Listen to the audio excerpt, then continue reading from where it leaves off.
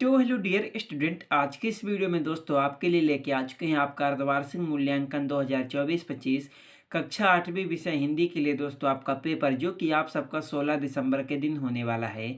दोस्तों साथ में आपको इसी वीडियो में सभी प्रश्नों का full complete solution with PDF के साथ आप लोगों को बताने वाला हूं दोस्तों। तो आज की इस वीडियो को आप लोग पूरा कंप्लीट तक जरूर देख लीजिएगा। आप लोग देख सकते हैं दोस्तों, पेपर आपका अर्धवार्षिक मूल्यांकन 2024-25 कक्षा 8वीं विषय आपका हिंदी का सेट बी का आपका ये पेपर है दोस्तों। पेपर आपका 60 नंबर का आएगा। समय आपको 2.5 घंटे का मिलेगा। 2.5 घंटे में आपको सभी प्रश्नों को सॉल्व करना होगा। तो दोस्तों आप लोग देख सकते हैं कि इसमें हमारे सबसे पहला आपका आता है बहुविकल्पी प्रश्न आपका 1 से 5 तक, जो कि दोस्तों आपसे 5 नंबर का पूछेगा। प्रत्येक प्रश्न के लिए आपको 1 अंक मिलेगा। तो इसमें हमारा पहला प्रश्न आपका आता है, अप्रिय कठुक कठोर शब्द नहीं, कोई मुख से कहाँ करे, उक्त पंक्ति में कौन सा अलंकार है। दोस्तों इसमें आपको 4 ऑप्शन दिया गया है। पहला यमक अलंकार, दूसरा अनुप्रास अलंकार, तीसरा श्लेष अलंकार, चौथा उपमा अलंकार। पहले प्रश्न का आपका राइट आंसर हो जाएगा अप्रिय कठुक कठोर शब्द नहीं, कोई मुख से कहाँ करे, उक्त पंक्ति में आपका अनुप्रास अलंकार है। कौन सा अनुप्रास अलंकार है? तो पहले में आपको दूसरा नंबर आपको लगाना होगा, अनुप्रास अलंकार। 2 में आपका आता है, रहे भावना ऐसी मेरी सत्य व्यवहार करूं। दूसरे प्रश्न का आपका राइट आंसर हो जाएगा दोस्तों, रहे भावना ऐसी मेरी सत्य सरल व्यवहार करूं। तो दूसरे का आपका राइट आंसर पहला नंबर हो जाएगा, सरल। 3 में आपका आता है, दोहा छंद में विषम चरण कौन कौन से हैं। तीसरे प्रश्न का आपका राइट आंसर हो जाएगा दोस्तों, दोहा छंद में जो विषम चरण होता है तो पहला और तीसरा होता है, जबकि सम चरण आपका दूसरा और चौथा होता है। तो इसमें आपका पूछा है दोस्तों, दोहा छंद में विषम चरण, इसलिए आपका राइट आंसर आपका तीसरा नंबर पहला और तीसरा हो जाएगा। 2 में आपका आता है, तुलसीदास ने संत को किसके समान कहा है।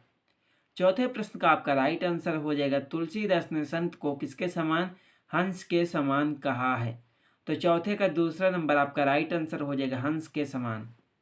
5 में आपका आते, पथ के कांटे किस बात का प्रतीक है। इसका राइट आंसर हो जाएगा दोस्तों, पथ के कांटे आपका बाधाओं, किसके, बाधाओं के प्रतीक है। तो आपका 5वें का आपका राइट आंसर हो जाएगा दोस्तों, आपका दूसरा नंबर बाधाओं के।